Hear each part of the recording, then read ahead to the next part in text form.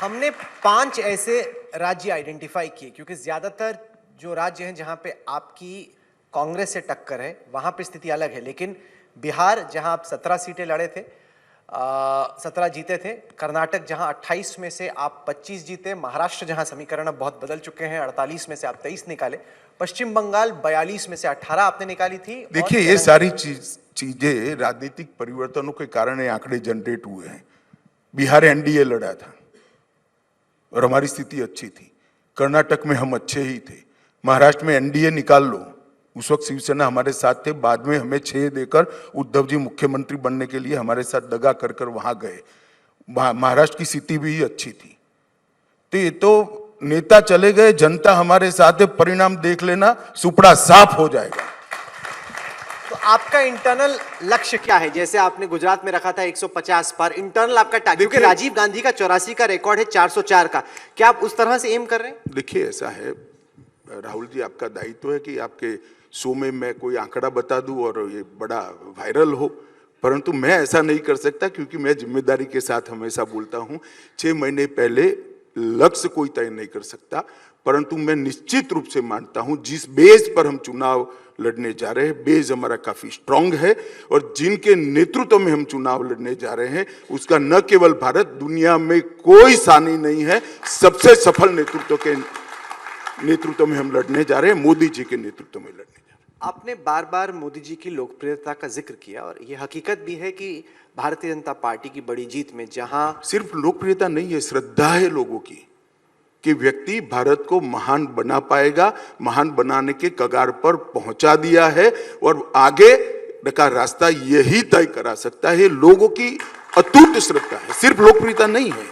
लोकप्रियता तो कई बार इधर उधर होती है, मगर जब श्रद्धा पैदा होती है तो उसका टूटना बहुत दिक्कत होती है। उसी नहीं चाहता हूं क्योंकि जब अंतर्राष्ट्रीय ट्रैकर्स में तुलना करते हैं न केवल राहुल गांधी से और ममता बनर्जी से, अरविंद केजरीवाल से, बल्कि दुनिया के तमाम नेताओं से, तो प्रधानमंत्री मोदी की मॉर्निंग कंसल्ट जैसे जो ट्रैकर्स हैं उनमें 76% लोकप्रियता है। और अगर आप देखें अंतर्राष्ट्रीय स्तर पर भी ऐसा कोई नेता नहीं है जो इनकी लोकप्रियता के नजदीक आ रहा है। जब आप तुलना करते हैं किसी और नेता से, आपका क्या आंकलन है कि ऐसा क्यों है कि 9.5 साल बाद भी लोकप्रियता का आलम यह है? क्योंकि ये व्यक्ति ने कभी अपने लिए कुछ नहीं किया। मैं तो एक कदम आगे कहने जाता हूं, इस व्यक्ति ने अपने दल के लिए भी कुछ नहीं किया, जो भी किया देश के लिए किया, देश के गरीबों के लिए। क्योंकि मैंने तो देखा है जब कठोर फैसले लिए जाते थे, मेरी पार्टी के कार्यकर्ता भी कहते थे हमारी वोट बैंक हर्ट होती है, परंतु देश के अंदर परिवर्तन के लिए जब ये फैसले जरूरी होते हैं, मोदी जी ने पार्टी की वोट बैंक की भी चिंता नहीं की, देश की जनता को सामने रखकर कठोर फैसले लिए और इसका परिणाम है कि हर पैरामीटर्स में आज भारत सबसे आगे। एक जो आपने कहा कि कठोर फैसला लेना पड़ता है, उनमें से एक था कि फ्रीबीज हम नहीं देंगे, कि विपक्षी पार्टियां जो हैं बहुत फ्रीबी देती हैं, हम फ्रीबी के खिलाफ हैं। लेकिन फिर हमने इसी चुनाव में देखा कि भारतीय जनता पार्टी ने भी अलग अलग राज्यों में तमाम ऐसी घोषणाएं की जिनको कि फ्रीबी कहा ही जा सकता है क्योंकि आप भी मुफ्त में ही दे रहे हैं। तो अब लोग सोच रहे हैं कि आप कहते हैं कि फ्रीबी नहीं देनी, लेकिन चुनाव में मजबूरी में आप भी वही करते हैं। देखिए, कई जगह पे राज्य के नेतृत्व ने कुछ फैसले किए हैं, मैं जरूर कह सकता हूं, मगर हमारा चुनाव जीतने का एकमात्र आधार वो नहीं है। हमने, आप अन्य पार्टियों के, मैं नाम लेना नहीं चाहता किसी का, अन्य पार्टियों के घोषणा पत्र को आप भाजपा के संकल्प पत्र के साथ एनालिसिस करिए। हमारे यहाँ राज्य के विकास का एजेंडा भी है, इंफ्रास्ट्रक्चर का विकास भी है, दलित आदिवासी पिछड़ों के लिए योजनाएं भी हैं जो फ्रीबीज नहीं है, और कुछ 1-2 योजनाएं ऐसी भी ली हैं, मगर ट्रस्ट जो है ये ओवरऑल राज्य के विकास का है और ये बहुत बड़ा अंतर है। सर, तेलंगाना के नतीजों का अगर जिक्र करें तो उसको देखने के 2 तरीके हैं। एक तो ये कि आपका वोट शेयर डबल हो गया, दूसरा ये कि हैदराबाद में म्यूनिसिपल चुनाव के नतीजों के बाद और कैंपेन में जो माहौल दिखा, उसके बाद लगा कि शायद बीआरएस के बाद दूसरे स्थान पर बीजेपी और बीआरएस और बीजेपी की टक्कर होगी, लेकिन चुनाव में तो कांग्रेस आगे निकल गई। इसको आप कैसे देखते हैं? क्योंकि आपको लग रहा था कि कर्नाटक के बाद तेलंगाना दूसरा बड़ा राज्य हो सकता है बीजेपी। देखिए, मैं आपको बताता हूं, कई बार ऐसा होता है कि कई चुनाव कौन आए इसके लिए वोटिंग नहीं होती, कौन जाए इसके लिए वोटिंग होती है। और मुझे लगता है कि कहीं ना कहीं ये चुनाव में भी ऐसा हुआ है। हमारी पार्टी का प्रदेश यूनिट और केंद्र में नड्डा जी ने कुछ 2-3 लोगों को काम किया है। हम इसका गंभीरता से विश्लेषण कर रहे हैं और इस पर जरूर आत्मचिंतन करेंगे कि क्या हुआ पार्टी को सो कॉल्ड सेटबैक, क्योंकि भारतीय जनता पार्टी इसको सेटबैक इसलिए नहीं मानती है कि हम तो भाई बहुत 1950 में हमारे पास कुछ नहीं था, इससे इतनी बड़ी पार्टी बना, अनेक चुनाव हारे हैं और जमानतें जब्त होने के बाद भी पार्टियां देते हुए नेता मैंने देखे हैं 1980 में। तो हमारे लिए कोई बड़ी बात नहीं है, मगर हम बड़े विश्वास के साथ मैं आपको कह सकता हूं कि तेलंगाना में लोकसभा चुनाव में सबसे बड़ी पार्टी भारतीय जनता पार्टी होगी और सबसे ज्यादा सीटें भी भारतीय जनता पार्टी। आपको लग रहा है कि 4 से बढ़ेगा आपका? नहीं, क्योंकि हाल में हमने कांग्रेस में देखा है कि वो भी कुछ जो ऐसे चुनावी स्ट्रेटेजिस्ट हैं जो कि बीजेपी में पहले हुआ करते थे मोदी जी के साथ वगैरह, उनको ला रहे हैं। क्या कुल मिला के जब आप विपक्ष की तैयारी को देखते हैं, आपको लग रहा है पहले से बेहतर कैंपेन मैनेज कर रही है कांग्रेस? जैसी मैं कांग्रेस पार्टी को एडवाइस नहीं दे रहा, मैं एक मेरा विश्लेषण कह रहा हूं। जो कैंपेन मैनेजर होते हैं वो पार्टी का लोड कम करने के लिए होते हैं, चुनाव जिताने के लिए नहीं होते हैं। चुनाव तो नेतृत्व का जनता का नेतृत्व पर कितना भरोसा है और कौन कार्यकर्ता कितनी शिद्दत से काम करता है वो ही जिता सकता है। अब स्थिति कुछ पार्टियों की ऐसी हो गई है कि कैंपेन मैनेजर के अलावा और कोई चारा ही नहीं है, नेतृत्व विश्वास खो बैठा है, कैडर तितर बितर हो गई है, तो उनके लिए तो कैंपेन मैनेजर ही नैया पार कराने का एक। भारतीय जनता पार्टी में ऐसा नहीं है। हमारे प्रदेश का नेतृत्व और विशेष कर मोदी जी का नेतृत्व किसी भी चुनाव की नैया पार कराने के लिए कैपेबल है और हमारा संगठन चुस्त दुरुस्त है, मैदान में खड़ा रहता है, बूथ से लेकर प्रदेश तक हर मोर्चे की लड़ाई हम बखूबी लड़ते हैं, तय रणनीति के तहत लड़ते हैं और परिणाम भी आते हैं। कुछ वरिष्ठ वकीलों से, सुप्रीम कोर्ट के, हाई कोर्ट के मेरी बातचीत हो रही थी, कुछ जजेस से भी, वो कह रहे हैं कि जो आप नए कानून लाना चाह रहे हैं, जो पूरे क्रिमिनल प्रोसीजर को आप बदल रहे हैं, उनका कहना है कि इससे बड़ी प्रैक्टिकल दिक्कतें आने वाली हैं, क्योंकि अब जो सारे पुरानी जजमेंट्स हैं जिनमें तमाम धाराएं हैं, वो कह रहे हैं कि जितनी भी सारी तैयारी है पहले की, जो आधार है जिसके आधार पर जूरिस्प्रूडेंस चलती है, वो सभी आपने बदल दी। उनका सजेशन है कि आप मॉडिफाई करते पुराने कानूनों को बजाय इसके कि आप नया कानून लेके आ रहे हैं। उसको कैसे आप समझाते?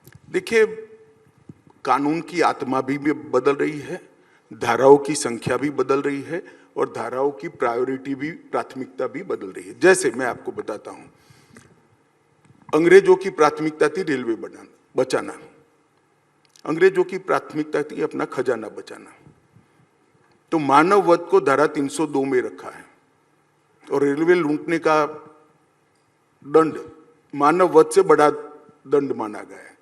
अब हम आजाद हो गए भाई, हमारे केंद्र बिंदु नागरिक है, हमारा केंद्र बिंदु दलित, आदिवासी और पिछड़ा है, हमारा केंद्र बिंदु महिला और बच्चे हैं।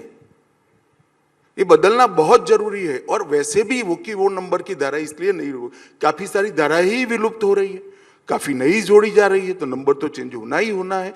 परंतु इसके लिए हमने बहुत बड़ा एक्सरसाइज किया है, सारे प्रिंटर के साथ मेरे लेवल पर मीटिंग की है, उन्होंने बिल्कुल नई धारा और पुरानी धारा उसका सॉफ्टवेयर तैयार कर रहे हैं। ढेर सारी पुस्तकें देश की सभी मान्य भाषाओं में नई धारा और पुरानी धारा के साथ ही आएंगे।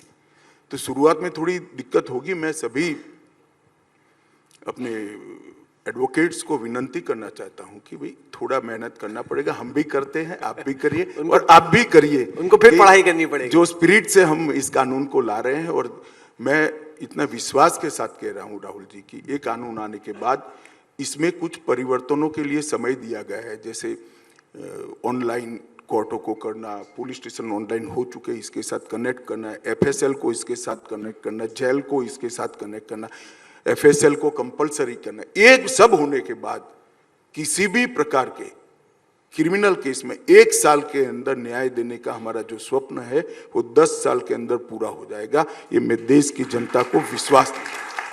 ये बहुत बड़ा मोदी जी का एक इनिशिएटिव है जो आने वाले 100 साल तक न्यायिक दंड प्रक्रिया को, क्रिमिनल जस्टिस सिस्टम को एक नई दिशा देने वाला है और हम एक नए युग में प्रवेश करेंगे। सर, कनाडा में खालिस्तानी अलगाववादी थे हरदीप सिंह निज्जर। कनाडा के प्रधानमंत्री जस्टिन ट्रूडो ये आरोप लगा रहे हैं कि भारत की सरकार ने, हमारे तंत्र ने उनकी हत्या करवा दी। नहीं, इसको विदेश विभाग ने सिरे से नकारा है भाई, नकारा है। और ये भी कहा है कि वो वहां क्या कर रहे थे। जो वांटेड है हमारे कानून में, वो वहां क्या कर रहे थे, इसका जवाब देना है। हमने तो कोई हत्या बत्या में भारत की पॉलिसी ही नहीं, परंतु वो वहां क्या कर रहे थे इसका जवाब भी तो जरूरी है कि जो भारत के कानूनों में वांटेड थे, गंभीर प्रकार के गुनाह, टेररिज्म में लिप्त गुनाहों में, तो वो वहां क्या कर रहे थे। पर सर, जैसे गुरपतवंत पन्नू है, वो कहता है कि एयर इंडिया की फ्लाइट में उड़ा दूंगा। अमेरिका जैसा देश उसको बचा रहा है, बजाय इसके कि उसके खिलाफ कोई कार्रवाई हो। अगर कोई बोले कि मैं अमेरिकन एयरलाइंस की फ्लाइट को उड़ा दूंगा। भैया, इतने सारे राजनयिक आए थे, किसी को पूछ ही लेते, तुम मुझे क्यों पूछ रहे हो। भारत ने तो अपना ऑब्जेक्शन कई बार रजिस्टर करा है, मगर ये डिप्लोमेटिक मामले है, डिप्लोमेटिक तरीके से भारत अपना पक्ष रख ही रहा है। कैसा नहीं होना चाहिए ना, हम हमारी भूमि पर होने देंगे किसी भी देश के खिलाफ इस प्रकार के षड्यंत्र, ना आप होने दो, हमारी मदद करो। पर ये जो हत्याएं हो रही हैं, आप कह रहे हैं कि उसका भारत की सरकार या तंत्र से कोई लेना देना नहीं। जी सर, पिछले 2-3 महीने से वो इंडिया अलायंस वाले थोड़े से बिजी थे, कांग्रेस क्योंकि चुनाव लड़ रही थी। अब वो कह रहे हैं कि 19 को उनकी बैठक है। अगर जो इंडिया अलायंस की सोच है कि 400 सीटों पे 1-on-1 BJP versus India alliance अगर होता है। भाई राहुल, एक बात बताओ तुम, मैं तो नहीं समझ पाता, थोड़ा असमर्थ हूं। इंडिया अलायंस है कहां, बताओ तो। वो तो मैं आपको पूछता हूं, एक एक राज्य, कश्मीर पहले से एक अलायंस बना हुआ है, इससे क्या ऐड होगा। पंजाब में हो नहीं रहा है, हिमाचल में भारत और भाजपा और पंजाब में वो होप करें कि हो जाएगा। नहीं हो रहा है ना अभी। हिमाचल भाजपा कांग्रेस सीधी फाइट है, दिल्ली में हो नहीं रहा है, हरियाणा सीधी फाइट है, फिर आगे चले जाओ, राजस्थान, मध्य प्रदेश, छत्तीसगढ़ सीधी फाइट है, गुजरात सीधी फाइट है, महाराष्ट्र में पहले से हो रखा है, बिहार में पहले से हो रखा है, बंगाल में हो नहीं रहा है, उड़ीसा में हो नहीं रहा है, नॉर्थ ईस्ट में हो नहीं रहा है, तेलंगाना में हो नहीं रहा है, आंध्र प्रदेश में हो नहीं रहा है, तमिलनाडु में पहले से बना हुआ है, केरल में हो नहीं रहा है। तुम इंडिया अलायंस कहां देख रहे हो। आपके आज तक के स्क्रीन के अलावे कहीं इंडिया अलायंस नहीं है भाई। मुझे बताओ ना, आप जरा एक्सप्लेन कर सकते हो तो बताओ कि कहां पर इंडिया अलायंस। जैसे आज राघव चड्ढा और आतिशी यहीं पे आए हुए थे दोपहर में, वो कह रहे थे कि दिल्ली में, पंजाब में उन्हें उम्मीद है। कल अखिलेश यादव आए थे, उनको उम्मीद है कि कांग्रेस और सपा और आरएलडी मिलकर उत्तर प्रदेश, तो वो तो अपनी तरफ से कुछ कुछ कोशिश कर ही रहे हैं। उसका मिसकैरेज हो गया मध्य प्रदेश में। कोशिश तो कर रहे हैं मगर हो नहीं पा रहा है। नहीं, क्योंकि 3 ही दिन में आमने सामने गाली बोलने लगे। आपने मध्य प्रदेश का जिक्र किया। एक जो ट्रेंड चुनावों में देखने को मिल रही है वो ये कि कांग्रेस का वोट जहां पे था लगभग वहीं पे है, बीजेपी का वोट शेयर चढ़ा है क्योंकि आपने रीजनल पार्टी से, क्षेत्रीय पार्टियों से, इंडिपेंडेंट से आपने वोट खींचे हैं। क्या आपको लगता है कि ये जो बाइपोलैरिटी हो रही, कि 2 धड़ों में लड़ाई होगी? ऐसा है भाई, देखो आप लोग, ये सर्वे वाले का ये वोट, इसका कोई वोट किसी का नहीं होता है, कोई पार्टी की वोट पर मलकियत नहीं होती है। हर चुनाव में पार्टी का परफॉर्मेंस और नेतृत्व पर विश्वास जो होता है, और कार्यकर्ता स्थानीय होते हैं, इसके भरोसे चुनाव होता है। कोई वोट पर किसी की मालिकी नहीं है। और मैं दूसरी बात आपको कहना चाहता हूं, इस देश की जनता ने ढेर सारे अलायंस देखे। मैं आपको बताता हूं, राजनीतिक स्वार्थ के कारण चुनाव के वक्त आइडियोलॉजिकल समानता के बगैर कोई अलायंस करता है तो देश की जनता बहुत परिपक्व है, इसके स्वार्थों को पहचानती है और ऐसा नेतृत्व सिलेक्ट करेगी जो भारत को 2047 में संपूर्ण विकसित राज्य बना सके, एक महासत्ता बना सके, ऐसे नेतृत्व को पसंद करेगी। और वो नेतृत्व नरेंद्र मोदी जी है और वो पार्टी भारतीय जनता पार्टी।